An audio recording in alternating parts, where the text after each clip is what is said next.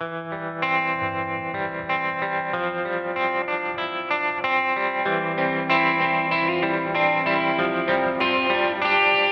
next question comes from a carer or families of a loved one. So how do we have a meal with somebody who is in recovery or recovering from an eating disorder? So I was just having a chat with Laura during the break about eating disorders inherently has got so many rules, and that tends to project onto the family. So are there rules on the way how I support my loved one in recovery? So that rule-bound thing tend to really infiltrate into the family. So I think families want to know, is there a right way or a wrong way to have a meal with your loved one? What are your thoughts on that? Probably the best thing is no rules, is to act like there's nothing wrong, don't draw attention to it, but also don't be fussy. The thing that used to really wake my eating disorder up is when people pick with food, or they push it around, or I'm not hungry, or talk about it in any way, or talk about the diets, or talk about I shouldn't be eating this, or I'm so bad for eating this, so I'm going to go to the gym after this, and just mentioning it and talking about it. That's the only rule, is to pretend there are no rules.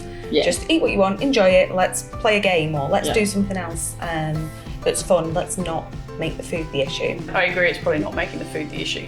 It's probably the big thing. Or even talking about it, mid sort of meal, going, how are you coping at the moment? How's your eating disorder getting on? Are you finding this hard? Drawing attention to it. But you get family members that are like that. So like, do you find it hard to eat this? And making it a big deal. It's just, it's not an issue. Just try your best to carry on. The people that really understand you and love and care about you, they're the ones that can sort of pat your leg under the table and go, and it is all those little things of like, just ignore it. Like, you know what they're like. That kind of thing. Ignore it. Just ignore it. It doesn't matter. And it's such a societal dialogue. Like the minute we've had a beautiful meal, that our own guilt kicks in and start talking about, I shouldn't have, I can't wait not to, or I should get a bigger size, and I think that it's innocent enough, or it's just what we say, but it's for families to be really, really mindful about that innocuous little comment that you just throw out. It isn't just innocent. No. It isn't just, it can be gut-wrenching at times. And I think that's the same for anyone without an eating disorder. It's so stringent in society to feel bad for the food. We've got bad food, we've got good food, and that has a moral worth on us as bad or good people. Correct. I am so bad for eating this cake. I am so good for eating these vegetables. And there's so many little words and comments that are linked to those things, and I think in all of our heads that seeps in eventually, and that's why we all sit there and feel guilty, and we feel that we need to instantly go and burn it off. And so somebody with an eating disorder is even more hyper aware to that. I feel a bit tight, I should have worn elastic trousers, like, I'm so big at the moment, I've put on so much weight over Christmas, I can't wait to start the diet, and what diet are you doing, and like how many calories, and I'm vegan and I tried keto diet, and it becomes like collect them all, collect all the diets, and that language is so bad and so toxic. Very toxic. And do you feel that those kind of conversations around family, and you and I talked a little bit too in the break, that it's not always the immediate family, because they might have a better understanding, but the larger extended family that you might only see once a year, that's going to have these conversations around, do you as a carer feel like a pressure or a sense of, I need to protect my loved one? Is there a bit of an anxiety and a stress for you? Well, because you don't want to see your child suffer or feel embarrassed or not know what to say. You are definitely defensive, because you're looking out for them. So how do you manage that expectation of keeping my child safe, defending them? How do you manage that anxiety for yourself? Well, I guess like under the circumstances of the Christmas experience, knowing who's coming. Okay, again, the planning, And it'll be sort of like, well, Uncle blah, just, he's going to say something inappropriate. Just gear yourself up for that. It's going to happen. My mum used to say exactly the same thing to me. Yeah. She'd be like, you know exactly what they're like. I Don't can't put the foot control in the everything. mouth. Yeah. Always put the foot in the mouth. Let it go. Expect it. If it doesn't happen, great, fantastic. Yes, But this will probably happen today. Yeah. So do you take time out for yourself during those days, like when you've got big family gatherings? How do you catch your breath? Or are you feeling quite on high alert as a carer? I drink red wine. I don't promote that. I shouldn't promote that. But I guess it's probably not just on that day. It's all the time. Yeah. So for me, exercise and yoga are my go-tos to keep me and my mental health good. Yeah. So it's not just on Christmas Day. It's a constant in my life. I have to do it. Yeah. So because I need to be supporting my family, especially my loved one who is quite sick. So if I'm not well, how do I help her? Yes. So it's really important for me to stay well and empowered. Yeah. Beautiful. And I hope you talk to her about that as well and say that what's right for you is right for your body and what feels good. Because I think even if my mum, especially I think around females, this is my experience and other people may have the same, I was very competitive, for lack of a better word, around other females. So anything that another female ate or exercised, if my mum exercised, if she ate more than me, it would awaken that side of me. And yes, so it's I live that. Yeah. So that dialogue of saying that is what suits my body and that's what I need, but it's what you will need something different, and it's finding what suits your body and what you need. That's exactly right, and that's a big conversation that you have to have sometimes, because my daughter, she wants to exercise and she does over-exercise, but she'll get jealous by going, well, you're going to the gym. Yeah. It's like, well, hang on, I'm healthy. Yeah, I don't have the eating disorder. Yes, I haven't got the voice going. Meh. Yeah. And it's kind of like, you're in a very different place to me. It's not the right thing for you right now. But as you progress, we can look at that. Yeah. Absolutely, we can look at that. But Absolutely. we need to recover more. That's a really good insight.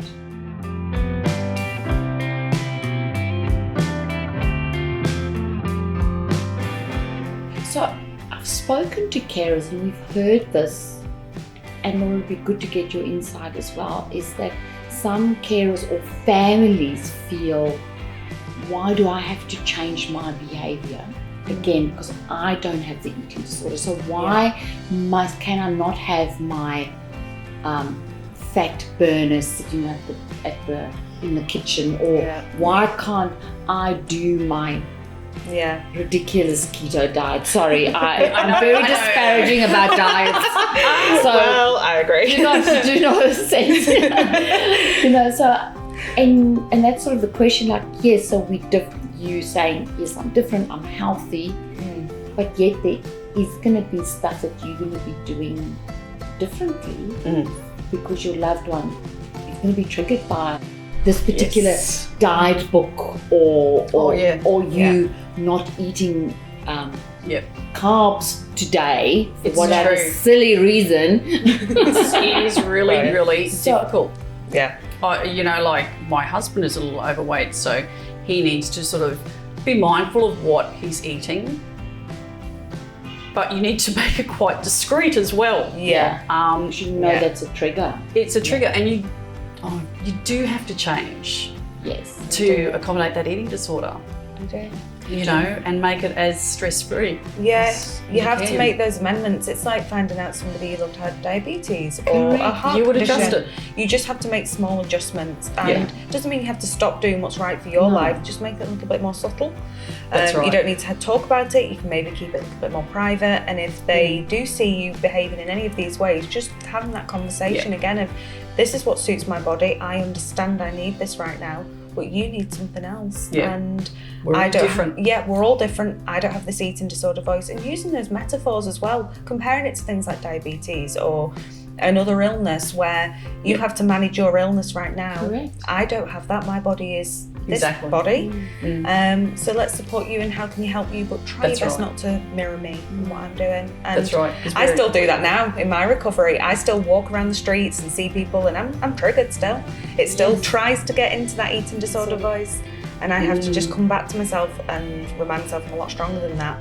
But I know that the diet storm's coming. I know it's January coming, and I'm ready for it. And I just want to put it out there. There is no reason to have a diet conversation. No, there isn't. That's something you really can give up and not lose anything from. But that comes back to the moral worth. It comes back to the moral worth. We've been conditioned to think that losing weight is good. Yeah. I'm on a diet. I'm being healthy. I'm being fit. I'm losing Look weight. at me. I'm such a good person. I've got such good skills. I went to the gym like 10 times last week. I'm like so good. And it becomes almost a bragging thing because that's what we're all taught to do. And it's not not a society thing as well, unfortunately. Yeah. So, yeah, for some of us it becomes a lot more extreme. Definitely. You know, it starts innocently and goes downhill. I have another question here from a carer or a family. So how do you have a conversation with your loved one about what is manageable for them? So I think we've touched on that. So it's probably around what is appropriate skill, what is an appropriate advice to give your loved one when they themselves don't know. Hey, if you're so in the throes of recovery, right in the beginning, you don't know where to go with this. So I think carers and families sort of, so how much do I say? How much information do I give? How much do I manage this? Yeah. Did you Well, understand? So I mean, we were talking obviously before we started this video about my experiences of recovery, and there was nothing. This was about 6 years ago when I first started realising something was wrong, and it wasn't spoken about really, and certainly in the UK it wasn't spoken about as much then, and it is now. Everybody seems to be talking about it and everyone's aware of it, but the resources weren't there. And so I was saying, there's something not quite right, I'm struggling, and the people around me were going, oh, maybe you have anorexia, but you don't look like you have anorexia, or well, that's what sort of skinny models have, or on the TV, or or you just don't eat at all and you're still eating and you're doing this. No, there was no real knowledge of it. Nobody really knew what it was.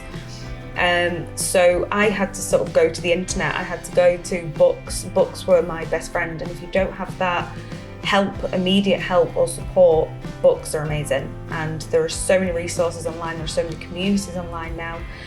Even things like social media for me was a big one. So I used to have my social media was filled with all of this like diet talk and Instagram models and perfection everywhere, and I used to scroll through and make myself miserable. And I went through this great big detox of it, like unfollow it all, not interested. And then I started following all of these people in this body positivity community, body acceptance. Beautiful. Yeah, all of this stuff that was talking about just doesn't matter what shape, size, sexuality, colour, whatever. And people just loving themselves or celebrating themselves or just accepting themselves, not even loving themselves, just existing in the world and being content in that. And now I go through my social media and I often come off feeling really uplifted and really good because I've been filled with all of this positivity.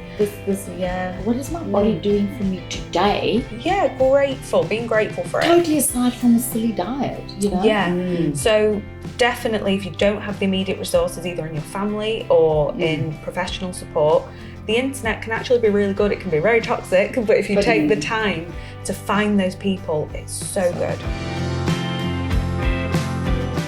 Probably from a carer's perspective as well, I talked about language before. Yes.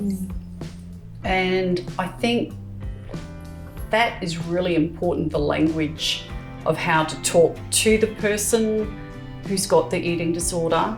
I've certainly learnt better ways to bring up conversations with my daughter. And I feel that's really important from the carer side to engage with my daughter. Do you feel you have to sort of do the psychoeducation for her? Do you know? No. I think it's you can very much recognise when you're talking to an eating disorder. I don't engage with that. It's kind of like, look, plainly your eating disorder is present. I'm not talking about it right now. We'll have this conversation another time. Yeah. When I can see my daughter is well and truly present, that's my opportunity to get in and go, wow, look at you, great job, and just build up her self-confidence. Yeah. Self-confidence is a huge one, and identity, because you feel like your whole identity is this eating disorder and you forget anything else that you're capable of. I was doing a million other things and I had a million other hats on that made me Laura, but none of them were relevant to me at that time. It was the eating disorder, that's all I was. I didn't know anything else. And you lose yourself in it. Yeah, you do, and you don't feel worthy. You don't feel worthy of recovery or getting better. You don't believe any of those things either. So sometimes I think family members, they almost get impatient. I'm like, I've told this so many times. And that's the patience, is like, I've been through that. It's kind of like, you just have to keep reiterating the same thing over and over. Over and over again. Yeah. Repetition Very is important. so important. Yeah, very much so. So again, within the context of holiday eating and being in a very less structured environment, what would be your top skills or advice from a carer or from lived experience? What would be your sort of, this is the stuff that gets us through? This is what I really want to know. Me as the carer gets me through? Yes. Okay. And you as somebody in recovery, what gets you through this? I know we've touched a little bit on it, but I think the community would like to know, what are those key tips, is the word here? But I'm sort of also looking at you don't know the word tips. I don't know the word tips. Sounds like I'm going to give you a tip for a service you do. Well, I reckon, from my perspective as a carer,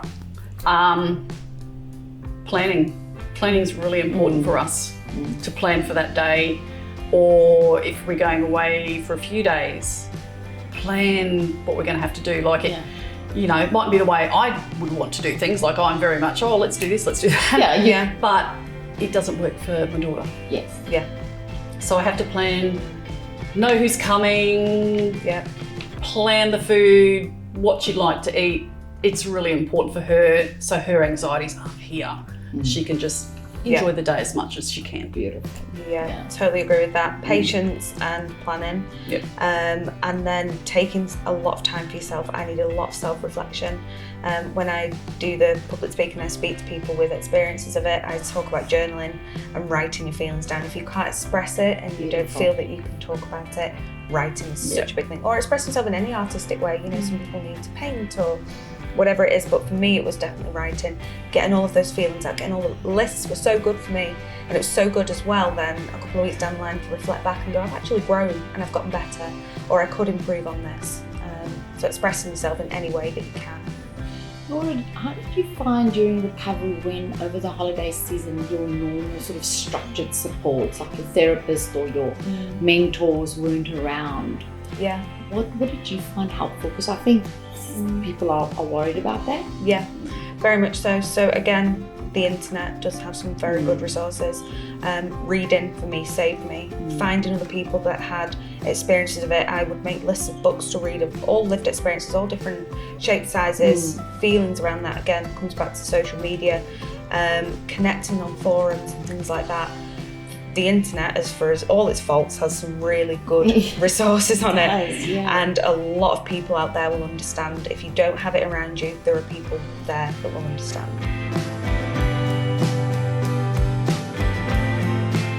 The focus is always so much on the loved one's recovery and their well-being, because it is scary, because people get unwell very quickly.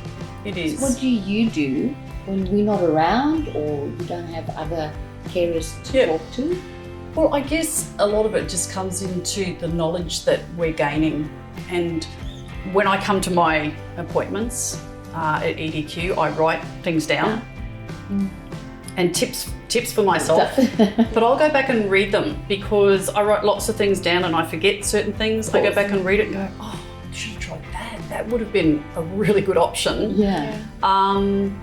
So I just go back and, like you said, reading what I've written, but it's also drawing on the information I've gathered or gained over my counselling. Well, you're amazing for doing that. One thing that really made me feel loved and cared about was the fact that the people around me took that time to learn about it as well, really cared and wanted to help me. Yeah. I'm sure there's a lot of people that don't have that, but Yeah. for the ones that do want to help, that makes such a difference, knowing that the people around you love and care about you and want to understand it inside and out and want to help you. Absolutely. That really helped me to open myself up, knowing that my mom or my partner or my friends, my family really were receptive to that, and that I could talk about it, and they actually wanted to be curious about it and they wanted to learn. Yeah. If I felt they were closing down and they weren't interested, I would just retract Go into your myself. shelf. Yeah. So the carers around really need that, and be aware that it's going to sound weird. It is weird, and there's going to be a lot of strange things that make you want to go, oh my God. But try and keep that within yourself, because it's not them. It's an eating disorder. That's right. And like That's right. any other weird illness, we don't understand a lot of weird illnesses, but we understand, you know, modern medicine for body parts, we all get. You know, somebody said I've got cancer, we'd understand what to do with that. Yes. That's exactly right. But when it's in the mental health, we don't know how to treat it. Doesn't the same make way. sense. It doesn't necessarily make sense, but it's okay not to make sense. Yeah. Well, we're a human being on a big ball in the middle of black space. Our existence doesn't make sense. Doesn't make much sense either. Yeah, So, And if it really made sense all the time, wouldn't we have? Wouldn't be an issue then. We would have fixed it all. Yeah, That's exactly. right. It's learning, it's curiosity, and be willing to learn. I love that when you talk about curiosity, because that is how recovery happens. Yeah. Trying those little things that are so scary all the time. That's right. And just trying for that person to open up and be honest instead of be sneaky and I'm not going to tell you anything. It's good to be able to open up a conversation. And creating the safe space for Absolutely. them to do that. Yes. There's a question here from the community, and we had a little chat about that.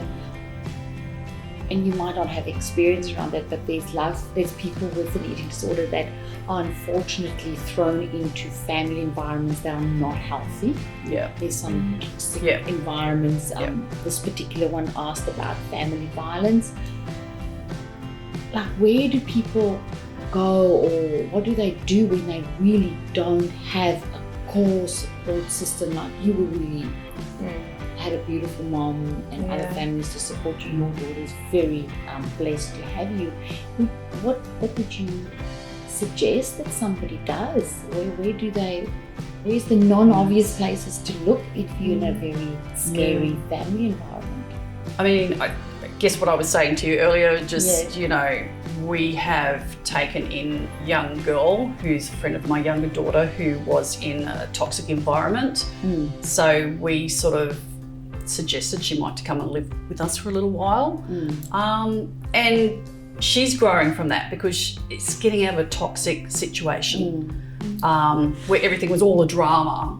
And it just doesn't have to be. But you're saying it's okay to find another safe space. Absolutely. I think there's guilt maybe attached to leaving a family, but if there is an option of another safe space, it's I think it's best. It's perfectly okay to go somewhere else, like for your recovery. Like, it's whatever you need. Like, you don't need drama in your life. There's enough drama going on in your head. So, a calm environment, loving people. It comes back to being worthy of recovery and worthy of looking after yourself. I know people that have had eating disorders because they've been caring for somebody else. You know, they've got sick family members and they're the carer, and it's their way of, you know, taking back control. And so it's finding that strength to say I'm worthy of recovery, and whatever I need to achieve that, I have to go and find that. And I know a lot of people don't have that form of escapism, but even just getting out of that environment as many times as you can, even if you go for a walk or you find a friend or you find time away, time away, toxicity. That is okay. To put yourself first and find a safe place. I think that was the only time I started to really want to recover, when I was like, I'm going to put myself first for a change and stop putting everybody else first before me. And that's a hard thing to do. Very hard. That's not something that goes, I've made that decision, off I go. It's something that even now I still struggle with. I want to put everyone else first. I want to protect everyone. And when I was unwell, there was a lot of drama in my life. And I just wanted to protect everybody else. I wanted to be there for everyone else. I wanted to be the perfect person. And you can't be that. Perfect is the key word. You relate to that? Oh gosh, yes. I mean, and that's just it, you know. What is perfectionism? There is perfectionism. Yeah. It's something you can never achieve. Yeah. But yeah, I mean, you know, my daughter's sort of like, you know, so she was your straight A student, but it had to be A+. It's like, really? Yeah. You don't need to be an A+, just pass. Like, Yeah. I'm still going to love you and value you. yeah, When that's you right. come home with the B or the C. Who cares? And it comes back as well being mindful of the language that you use. So something that you can think of yourself that you want to achieve. You know, I've heard my family members say, I want to achieve this or I want to do that. I would take it on in my head and go, well, I have to be as good as that or better so that I will be the best daughter. And these aren't conscious thoughts at the time. This is only self-reflection. And I can look back and say, I know why I did that. You know, I was privately educated. Both my parents were very successful and they were both very fit and lost a lot of weight. And there was all these voices around me of everybody doing very well and everyone being very successful. And I felt competitive and I felt that I'm not a worthy person unless I either compete with that or I do better. And then of course it's like a snowball effect. Yeah. So you start off getting a little bit good and a little bit better until suddenly you're driving yourself into everything, trying to be perfect. And the language that people use around you maybe they think that they're just talking to themselves and talking about themselves, but projecting it onto other people. You know, I feel fat. Well, you know, I'm going to absorb that because I'm looking at your body and think, you don't look fat to me. But I am going to try and copy that or I'm going to beat that. So it's all these little things that we've got to be mindful of. Recovery, as you both can attest to, is a hard road. Very. But there's Yep. hope at the end. Recovery is 100% possible. Absolutely. Yes. And before we wrap up, I don't know if either of you've got one little message you want to sign off with. Well, probably just what you've just said, it's possible. I was so unwell with it and I was absolutely convinced I was not going to get better. And you hear all of these recovery stories of people saying, you can do it, you can get there. If I can do it, anybody could do it. And I'd be like, yeah, but you don't know how loud this eating disorder voice is. It's not going to happen. I'm going to live with this forever. But you don't. You keep fighting and you believe it and you set yourself goals and you picture that future without it and you do get there. I am living proof of it. And even though I will sit there, other people will be sitting there going, well, I can't do it. You can. It is so there. It's so achievable. And holiday seasons, are they easier? A lot easier. A Yeah, lot easier, absolutely. Yeah. So there's going to be a time when having a holiday season is Yeah. not as daunting. I love it again now. I'm such a Christmas baby. My birthday, like I say, is around there. And I still have those moments. And that's the thing as well in recovery is you want to be perfect at recovery. Yeah. And you're not. So you still struggle. Even now, I have days where I just have a really black day with it. And it's all I can hear and I feel very swamped with it.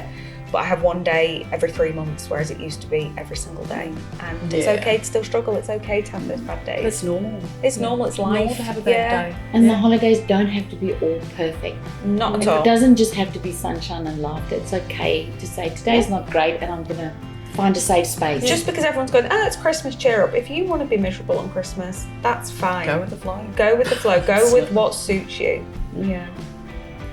My bit of advice would be along the same lines, there's always hope. Yes. Never ever give up hope. Yeah. And you know, there's times that, you know, my husband and I will go, oh, this is never going to end. And again, it's having that bad day of like, man, this is really hard. But yeah, hope. There's always hope. Yeah. You're worthy and there's hope. Yeah. Yes. I want to thank you both for having this amazing conversation and offer up your time to share your wisdoms and insights with the eating disorder community. From all of us here at EDQ and the EDQ community, we hope you have a really good Christmas and we'll be here for you in January and we look forward to seeing you all then. Take care.